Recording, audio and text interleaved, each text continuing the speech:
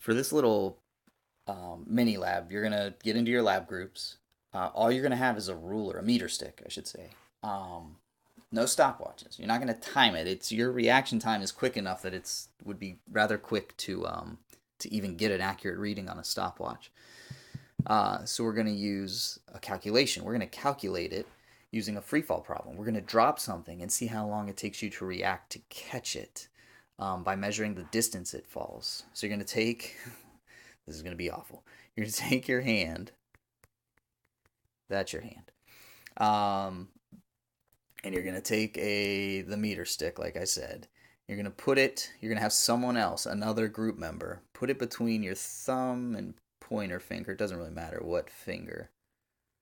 Um, and I typically tell you to line it up with something on that ruler.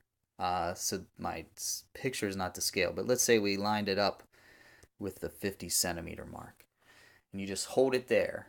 Um, you're without giving any indication, any hints. Don't mess with them. Don't dip it up and down. Hold it as steady as you can. Hold the meter stick as steady as you can, and without warning, just let it go.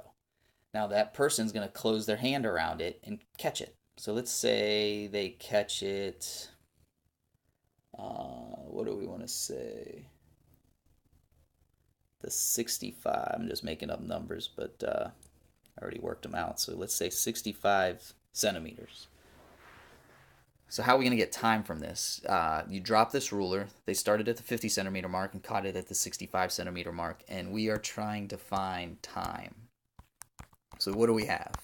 We have gravity. Again, the acceleration is due to gravity, which is a negative 9.8 meters per second squared. That is awful. That is a 9. We started, you just dropped it, or I should say, they just dropped it. So your VI, your initial velocity is going to be 0 meters per second. Let's see. We've got time, accelerate. Oh, and then our displacement, which we get from the meter stick.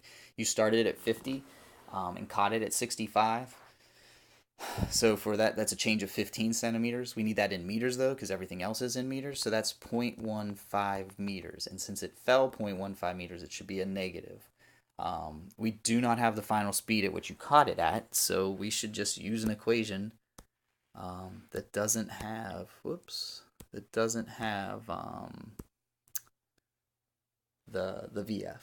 So this one, we're going to use D equals VIT plus 1/2 GT squared. D we know is a negative 0.15.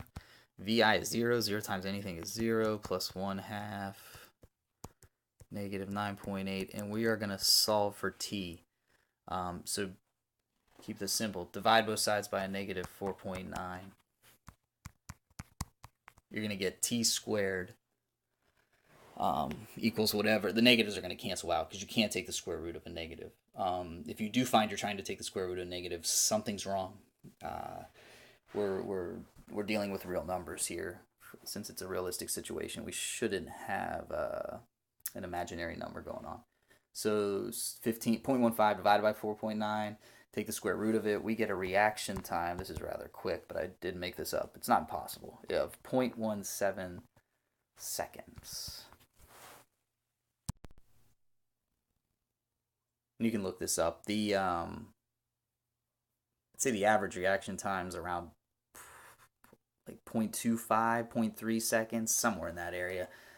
So some of you might be a little faster, a little slower, but we should all be around the 0.2 something range.